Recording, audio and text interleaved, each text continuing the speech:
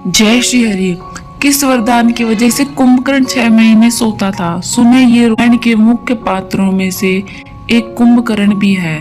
कुंभकर्ण को आज भी उनकी लंबी नींद के कारण जाना जाता है।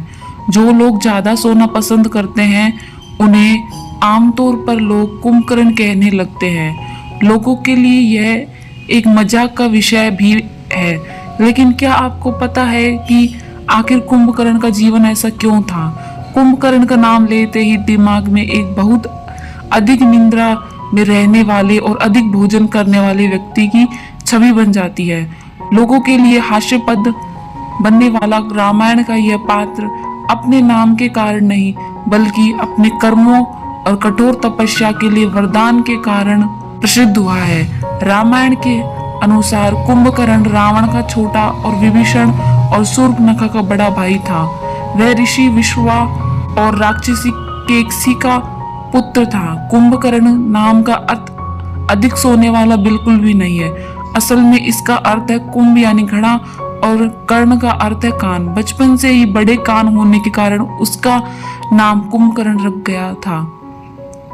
पौराणिक कथा के अनुसार कुंभकर्ण बचपन से ही बहुत बलवान था और अपने बड़े भाई की तरह तपस्वी भी था। साथ ही वह इतना भोजन करता था कि पूरे नगर का भोजन भी उसके लिए कम पड़ जाता था।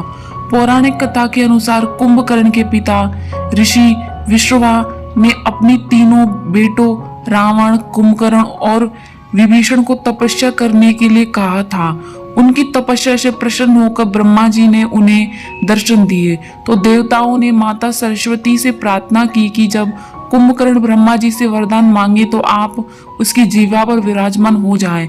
मां सरस्वती ने सबकी प्रार्थना को स्वीकार किया और कुंभकर्ण की जीवा पर विराजमान हो गई, जिसके कारण कुंभकर्ण जैसे ही वर मांगने लगा तो उसके मुख से इंद्रासन की जगह निंद्रासन निकला और ब्रह्मा जी ने उसकी इच्छा पूरी कर दी। जब कुंभकर्ण को इस बात का पश्चाताप हुआ तो उसने ब्रह्मा जी से निवेदन करने लगा तो ब्रह्मा जी ने अवधि को घटाकर 6 महीने तक कर दिया, जिसके बाद वह 6 महीने के लिए सो जाता और सिर्फ एक दिन जागता, उसके बाद वापस सो जाता था। कुंभकर्ण को यह वरदान देते हुए ब्रह्मा जी ने यह भी कहा था कि यदि कोई भी उसे बलपूर्वक जगाने का प्रयास करेगा तो वह कुंभकर्ण के जीवन का अंतिम दिन होगा। ब्रह्मा जी के यह वचन सत्य हुए। जब रावण युद्ध में प्रभु श्री राम से हारने लगा तब रावण ने कुंभकर्ण को बलपूर्वक जगाया और सहायता मांगी, जिसके बाद उसी दिन युद्ध में कुंभकर्ण की मृत्यु हो गई। यह कथा भी प्रचलित है। पौराणिक कथा के अनुसार कुंभकर्ण ने अपने भाइयों के साथ कठोर तपस्या की, जिससे ब्रह्मदेव प्रसन्न होकर उनके पास पहुंचे और वर मांगने को कहा। रावण और विभीषण ने वर मांगा और ब्रह्मदेव ने उनको आशीर्वाद दे दिया।